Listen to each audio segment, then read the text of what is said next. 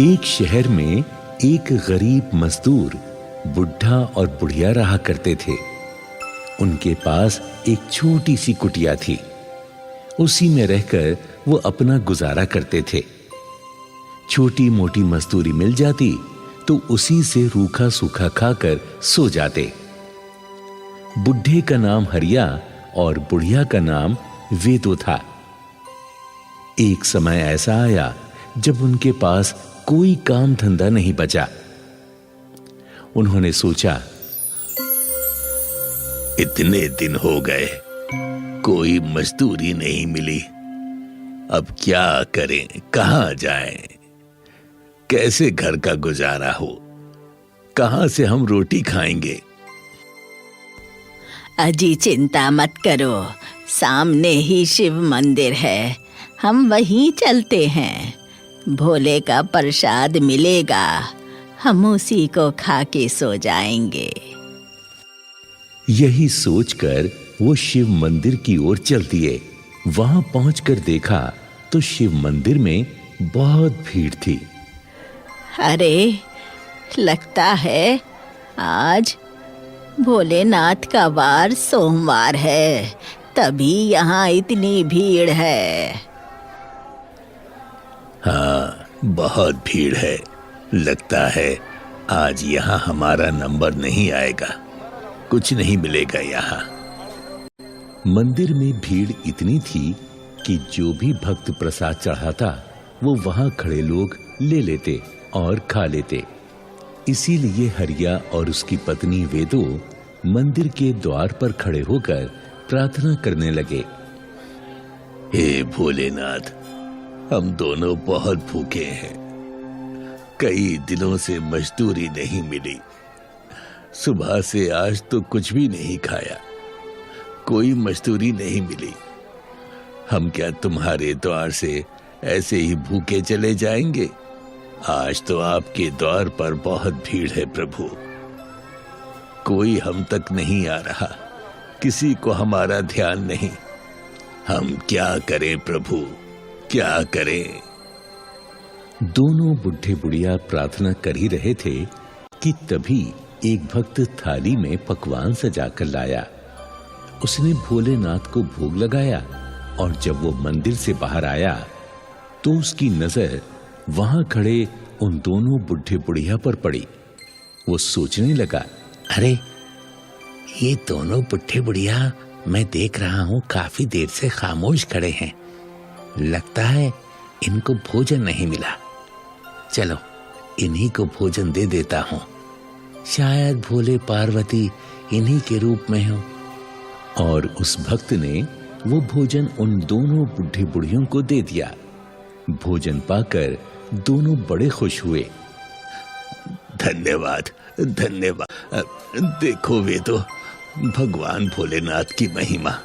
मैंने कहा था ना, भोलेनाथ किसी को भूखा नहीं रखते, किसी को भूखा नहीं रखते। जब वो दोनों भोजन करने बैठे तो एक महिला अपने बच्चे को लेकर वहां आई और उन दोनों से कहने लगी, हे माई बाप, ये भोजन मुझे दे दो। मैं और मेरा बच्चा कल से भूख से तड़प रहे हैं, भगवान तुम्हें और देगा। हरिया ने अपना सारा खाना उस महिला को दे दिया। रात अधिक होने से मंदिर बंद हो रहा था। वो दोनों भूखे ही घर आ गए। जब वो घर आए तो भोलेनाथ ने चमत्कार दिखाया। भोलेनाथ ने अपने गणों को आदेश दिया, जाओ उस हरिया और वेदों को ये भोजन देकर आओ।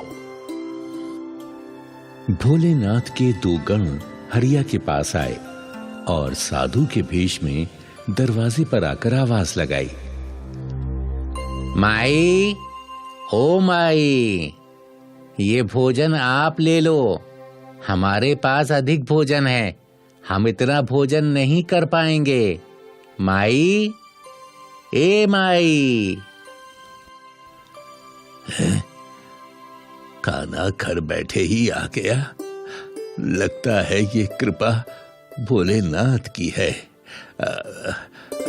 मैं जाता हूँ। लाओ साधु महाराज, हम कैसे तुम्हारा आभार व्यक्त करें। हाँ, बहुत बहुत धन्यवाद, बहुत धन्यवाद। वाह, बहुत ही स्वादिष्ट भोजन है ना वेदो? हाँ जी, इतना अच्छा भोजन हमने कभी नहीं खाया। हाँ, काश भोलेनाथ का मंदिर हमारे घर भी होता तो हम उनकी पूजा सेवा नियम से करते। भोजन करके वो दोनों बुढ़े बुढ़िया सो जाते हैं, लेकिन बुढ़े बुढ़िया की ये बातें भोलेनाथ और पार्वती जी सुन लेते हैं। तभी माता पार्वती शिव से कहती हैं, देखा स्वामी, ये बूढ़े बुढ़िया कितने गरीब हैं, मगर धैर्य के साथ रहते हैं और आपसे कितना प्रेम करते हैं। हे स्वामी, क्या इन दोनों के लिए आपने कुछ सोचा है? गौरा, मैं अपने भक्तों को कभी नहीं भूलता, चाहे वो गरीब हो या अमीर हो। तो फिर क्या सोचा है आपने इनके लिए? मैंने ये निर्णय लिया है कि मैं स्वयं इनके आंगन में निवास करूंगा। हाँ, जाओ गणों, मेरा स्वरूप शिवलिंग लेकर जाओ और उन गरीब हरिया और वेदों को देकर आओ। जो आज्ञा स्वामी। दोनों गण साधु के भेष में शिवलिंग लेकर उन दोनों बुढ़े बुढ़िया के द्वार पर आते हैं और उनसे कहते हैं, हे भक्तगण, ये शिवलिंग आप अपने पास रख लीजिए। हम दो लोग चारों धाम की यात्रा पर जा रहे हैं। हम लौटकर इसे ले लेंगे और यदि नहीं आ पाए तो आप इन्हें यहीं पर स्थापित करें। भोलेनाथ आप दोनों पर कृपा बनाए रखेंगे। इतना कहकर वो दोनों साधु अदृश्य हो जाते हैं। शिवलिंग को पाकर दोनों बुढ़े बुढ़िया बहुत खुश होते हैं और सोचते हैं, वेदो, हम प्रभु के शिवलिंग को यहीं स्थापित करते हैं। जब तक वो साधु नहीं आते, हम नित्य नियम से शिवलिंग की पूजा करेंगे। हाँ जी, चलो इसे एक चबूतरे पर स्थापित करें। इस प्रकार बुढ़े बुढ़िया ने अपने हाथों से एक चबूतरा बनाया और उस पर शिवलिंग को स्थापित कर दिया। नित्य नियम से वो दोनों भोलेनाथ पर जल, बेल और फूल चढ़ाकर उनको नमन करते रहे। एक समय घने बादल आकाश पर छाने लगे। ऐसा लगता था कि भारी बारिश और आंधी तूफान आने वाला है। तब वेदों ने हरिया से कहा, सुनते हो जी, लगता है बारिश आने वाली है और हमारे भोलेनाथ पर कोई छाया नहीं है। कहीं मेरे भोले पानी में ना भीग जाएं। हाँ, तुम ठीक कहती हो। हम क्या करें? हाँ, ऐसा करते हैं। हम अपनी कुटिया पर जो छप्पड़ है ना, उसे भोलेनाथ के ऊपर डाल देते हैं। इससे हमारे भोलेनाथ बारिश और आंधी से बचे रहेंगे। मगर हम तो पानी में भीग जाएंगे। अरे भीग जाएं तो भीग जाएं, कोई बात नहीं। बस हमारे भोलेनाथ नहीं भीगने चाहिए। तुम देखना, हमारी रक्षा तो स्वयं भोलेनाथ करेंगे।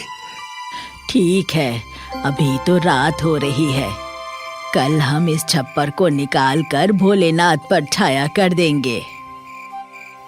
जब रात अधिक हुई तो वो दोनों सो गए। तभी भोलेनाथ माता पार्वती से कहते हैं, देखा तुमने गौरा, हमारे भक्त खुद कष्ट उठा सकते हैं, पर अपने भगवान पर छाया करने को तैयार हो जाते हैं। आप ठीक कह रहे हैं, परंतु भोलेनाथ, आप तो जगत के भंडारी हैं। क्यों ना इनकी मदद की जाए? आप ठीक कह रहे हैं, परंतु भोलेनाथ, आप तो जगत के भंडारी हैं। क्यों ना इनकी मदद की जाए? क्यों ना इनकी मदद की जाए?